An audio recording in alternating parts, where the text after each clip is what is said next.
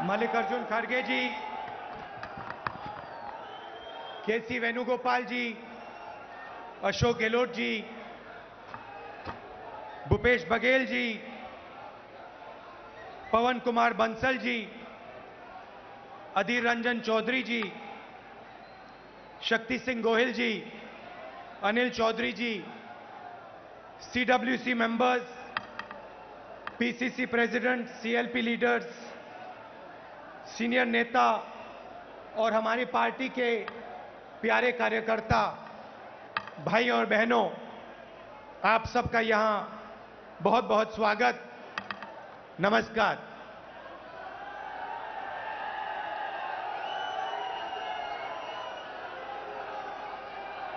देश की हालत आपको दिख रही है।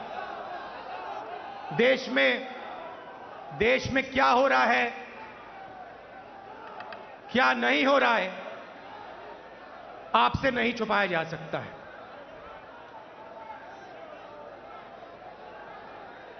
और जब से बीजेपी की सरकार आई है, बोलूंगा हल्ला बोल, तब से देश में नफरत और क्रोध बढ़ता जा रहा है। हुआ करता था, सही है? जो निवाला गरीब आदमी लिया करता था, वो आटा आपको लग रहा है 40 रुपए कि कैसे हो गया? नफरत और क्रोध देश में बढ़ता ही जा रहा है, सही है ना?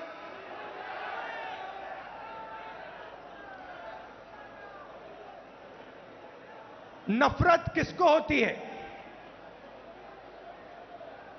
भाइयों और बहनों, नफरत डर का एक रूप है।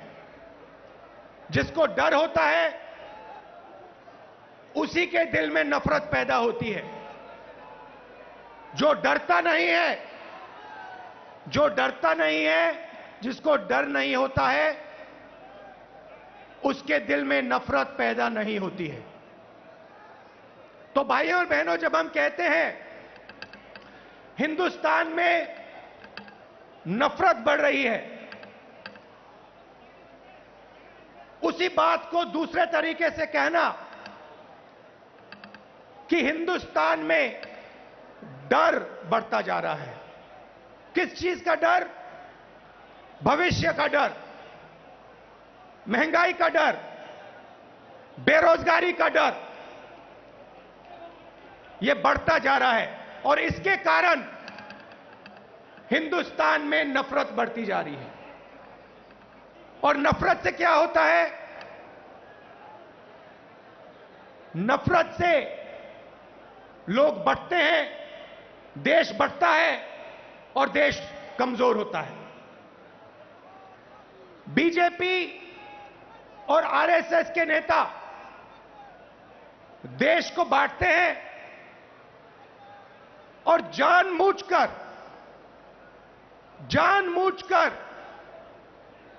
देश में भय पैदा करते हैं, लोगों को डराते हैं और नफरत पैदा करते हैं। अब सवाल उठता है, ये किसके लिए करते हैं और क्यों करते हैं? फायदा इस डर का, इस नफरत का फायदा किसको मिल रहा है? भाई और बहनों, क्या इस डर का फायदा, नफरत का फायदा हिंदुस्तान के गरीब आदमी को मिल रहा है? पिछले 8 सालों में आप मुझे बता दीजिए, हिंदुस्तान के गरीब आदमी को, किसान को, मजदूर को, छोटे दुकानदार को नरेंद्र मोदी जी की सरकार ने क्या फायदा दिया?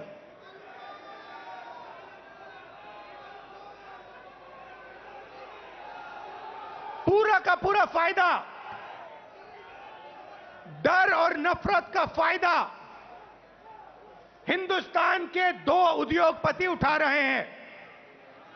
आप बाकी उद्योगपतियों से भी पूछ लो, वो भी आपको बताएंगे कि पिछले 8 साल में हमारा कोई फायदा नहीं हुआ, सिर्फ 2 व्यक्तियों का फायदा हुआ है।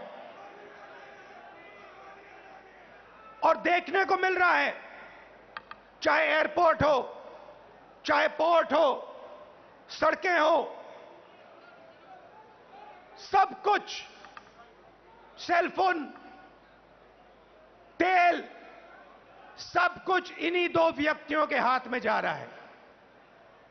मीडिया देश को डराती है,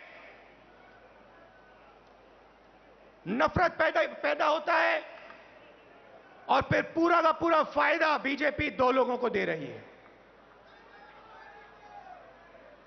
आप देखिए, नरेंद्र मोदी जी ने नोटबंदी की।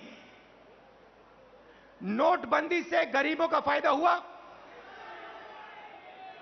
गरीबों के जेब से पैसा निकाला। गरीबों को कहा काले धन के खिलाफ लड़ाई है, और फिर कुछ ही महीनों बाद आपने देखा कि जो आपके जेब में से पैसा निकाला गया था, लाखों करोड़ रुपए, देश के सबसे बड़े उद्योगपतियों का कर्जा माफ किया गया। किसान का कर्जा माफ नहीं करेंगे। किसान के खिलाफ 3 काले कानून लाएंगे। कहेंगे कि ये कानून किसानों के फायदे के लिए है। अगर किसानों के फायदे के लिए है तो फिर पूरे देश में किसान क्यों खड़ा है, सड़कों पे क्यों उतरा है, और आपके खिलाफ क्यों खड़ा है? ये 3 कानून किसानों के लिए नहीं थे।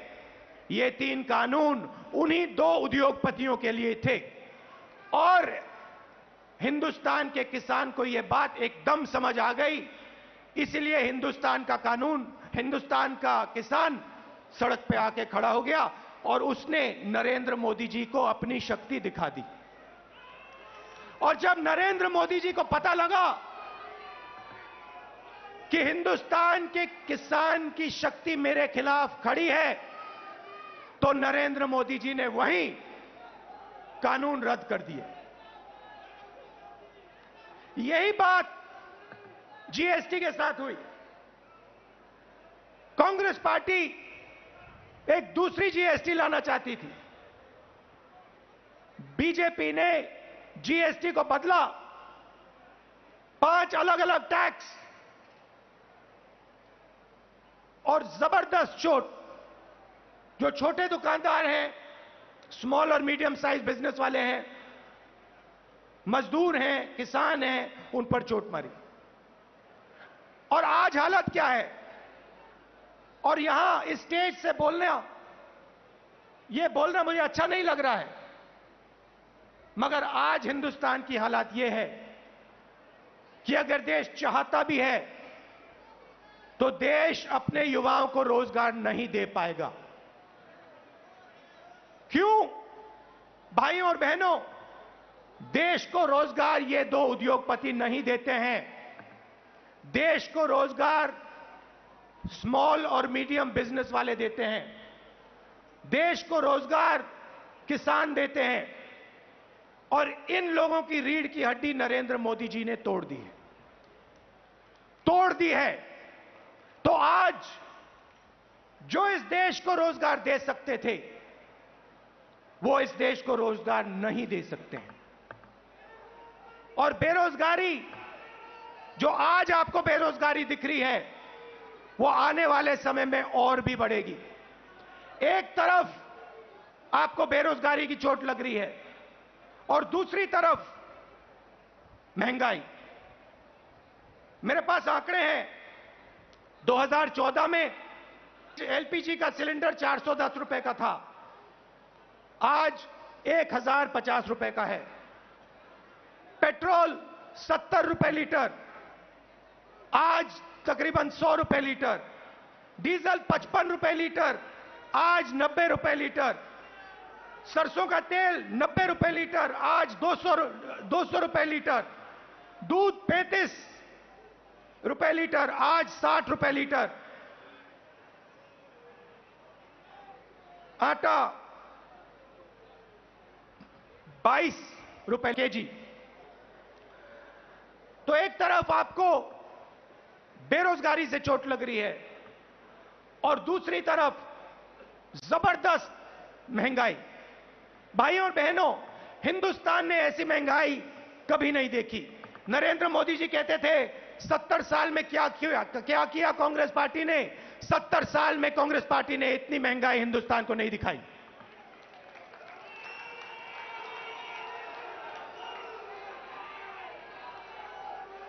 तो हिंदुस्तान का आम नागरिक बहुत मुश्किल में है, बहुत दर्द सह रहा है। और जब विपक्ष इन बातों को पार्लियामेंट में उठाना चाहती है तो नरेंद्र मोदी जी और उनकी सरकार विपक्ष को पार्लियामेंट में बोलने नहीं देती। चाहे किसानों का मुद्दा हो, चाहे चाइना का आक्रमण जो हुआ उसकी बात करना चाहे, बेरोजगारी की बात करना चाहे, महंगाई की बात करना चाहे, हम नहीं कर सकते, पार्लियामेंट में नहीं कर सकते। और आप देखिए यहां हमारे मीडिया के मित्र हैं, इनका काम जो जनता के मुद्दे हैं उनको उठाने का होता है, मगर ये भी अपना काम नहीं करते हैं। 24 घंटा ये कैसे करेंगे? ये मीडिया उन्हीं दो उद्योगपतियों का मीडिया है। पूरा का पूरा मीडिया उन्हीं दो उद्योगपतियों के हाथ में है। तो सच्चाई कैसे दिखेगी? सच्चाई कैसे सुनाई देगी? और जनता को सब मालूम है। जनता घर में टीवी ऑन करती है और जनता जानती है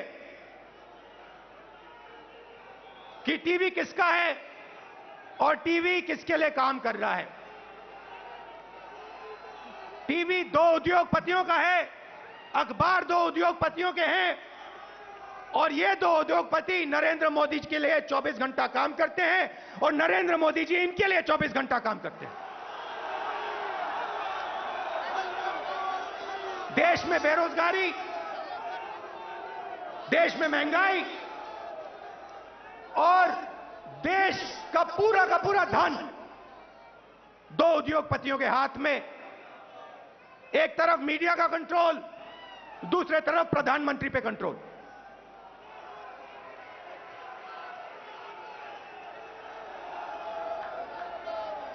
अभी किसी ने कहा नरेंद्र मोदी जी प्रधानमंत्री हैं, मगर मैं आपको एक गारंटी दे सकता हूं, नरेंद्र मोदी जी प्रधानमंत्री हैं, मगर उन दो उद्योगपतियों के समर्थन के बिना नरेंद्र मोदी प्रधानमंत्री नहीं हो सकते। मीडिया के समर्थन के बिना नरेंद्र मोदी प्रधानमंत्री नहीं हो सकते। और जो हिंदुस्तान के इंस्टीट्यूशंस हैं, चाहे मीडिया हो, प्रेस हो, चाहे हमारी जुडिशरी हो, चाहे हमारा इलेक्शन कमीशन हो, उन सब पर दबाव है, उन सब पर सरकार आक्रमण कर रही है। तो यात्रा की क्या जरूरत है? यात्रा की यह जरूरत है कि विपक्ष के सामने और कोई रास्ता ही नहीं है, हमें सीधा जनता के बीच में जाना पड़ेगा। मीडिया हमारा नहीं, संसद में हम बोल नहीं सकते, तो अब कांग्रेस पार्टी और बाकी विपक्ष के पास सिर्फ एक रास्ता है, जनता के बीच में जाकर उनको देश की सच्चाई बताना।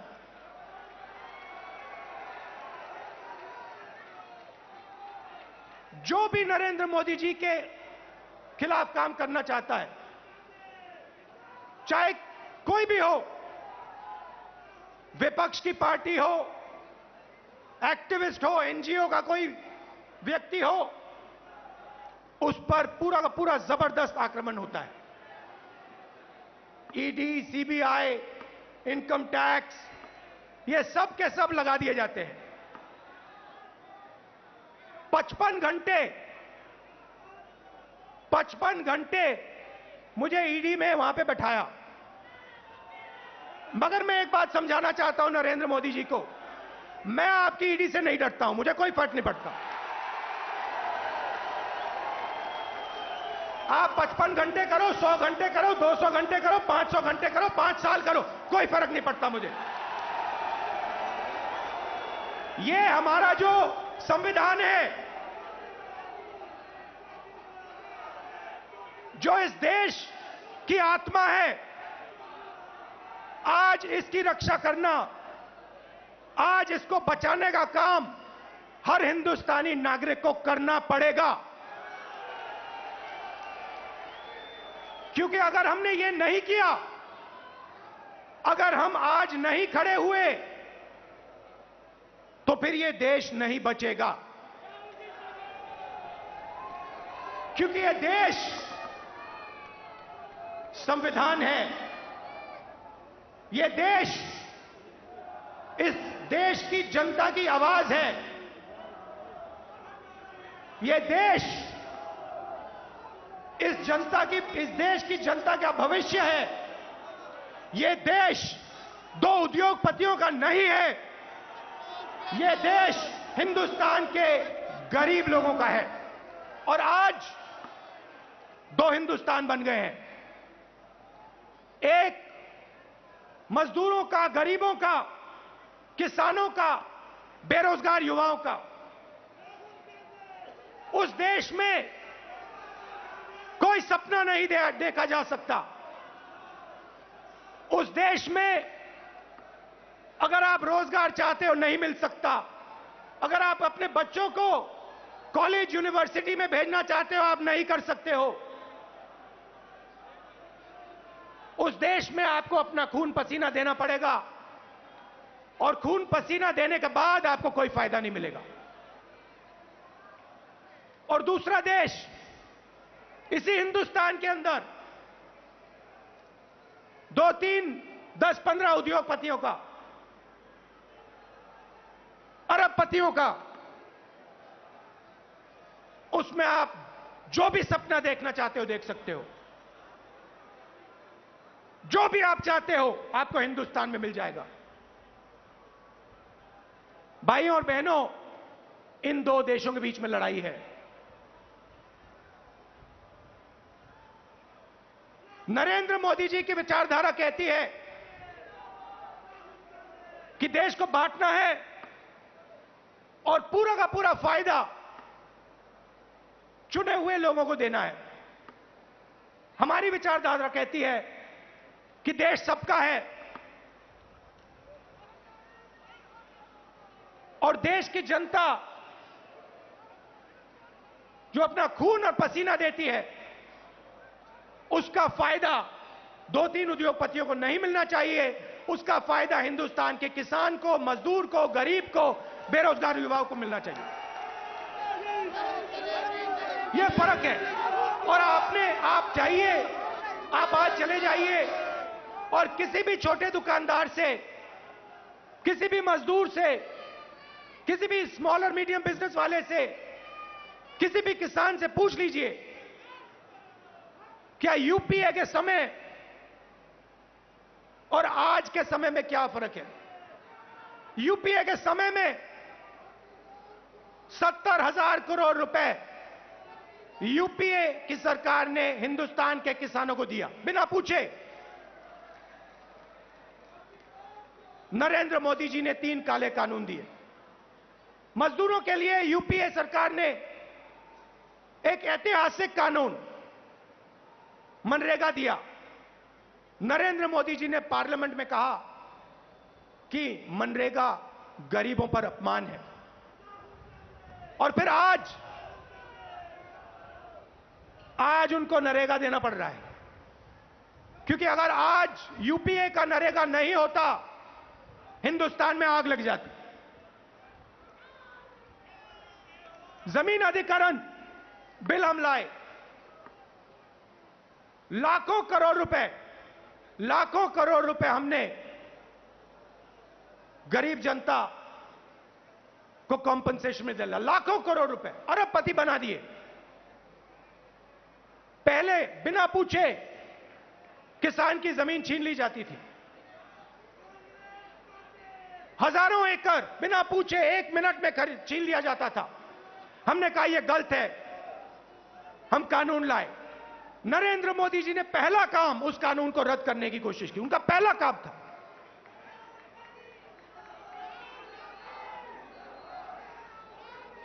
यूपीए के समय आर्थिक प्रगति थी,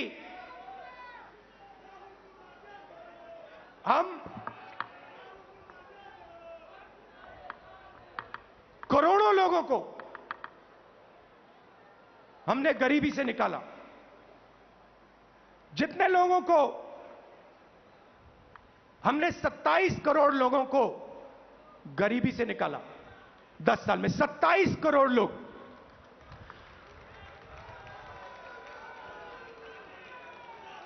भोजन का अधिकार, मनरेगा, कर्जा माफी,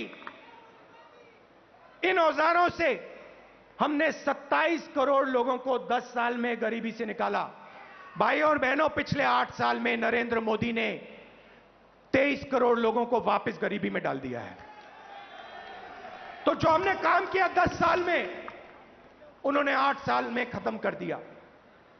और फिर जाके भाषण देते हैं, प्रगति की बात करते हैं, न्यू इंडिया की बात करते हैं, मेक इन इंडिया की बात करते हैं, कहते हैं कि हिंदुस्तान बदल गया। हिंदुस्तान को नरेंद्र मोदी जी पीछे ले जा रहे हैं। हिंदुस्तान में नरेंद्र मोदी जी नफरत फैला रहे हैं, डर फैला रहे हैं, और इससे देश का नुकसान होगा, देश का फायदा हो ही नहीं सकता। फायदा देश के दुश्मनों को होगा, फायदा चाइना को होगा, फायदा पाकिस्तान को होगा, मगर हिंदुस्तान को नहीं होगा। हिंदुस्तान में जितनी भी नफरत फैलेगी, जितना क्रोध फैलेगा, जितना डर फैलेगा, उतना हिंदुस्तान कमजोर होगा।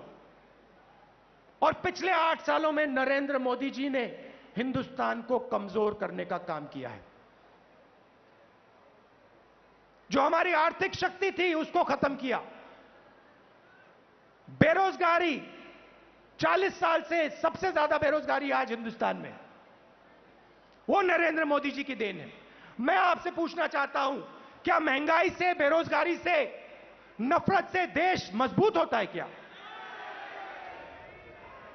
कौन सी दुनिया में नफरत, बेरोजगारी, महंगाई से देश मजबूत होता है? देश कमजोर होता है। और नरेंद्र मोदी जी और बीजेपी देश को कमजोर करने का काम कर रहे हैं। कांग्रेस पार्टी देश को जोड़ती है, हम नफरत मिटाते हैं, हटाते हैं, और जब नफरत मिटती है, खत्म होती है, जब डर कम होता है, तब हिंदुस्तान तेजी से आगे बढ़ता है।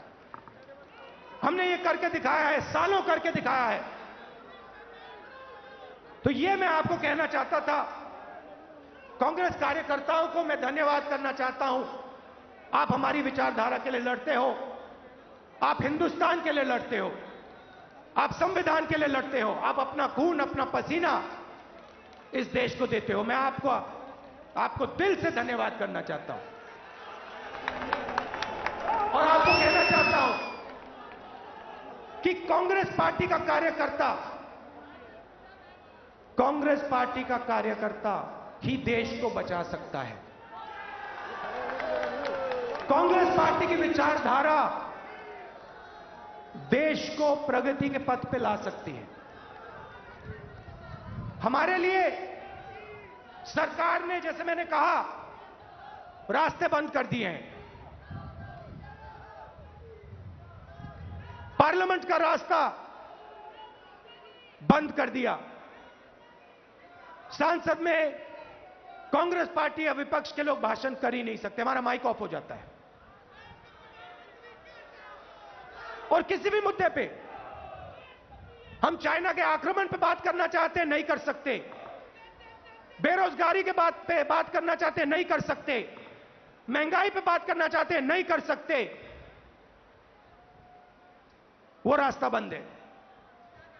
जो हमारे इंस्टीट्यूशंस हैं, चाहे वो मीडिया हो, चाहे वो इलेक्शन कमीशन हो, जुडिशरी हो, मैंने कहा उन पर आक्रमण है, उन पर दबाव है। तो हमारे लिए सबके सब रास्ते बंद है, एक ही रास्ता बचा है, और वो रास्ता हमें सबसे अच्छा लगता है। जनता के बीच में जाकर, सीधा जनता के बीच में जाकर जनता को जो देश की सच्चाई है वो बताना, और जो जनता के दिल में है उसको गहराई से सुनना और समझना। इसीलिए कांग्रेस पार्टी भारत जोड़ो यात्रा शुरू कर रही है।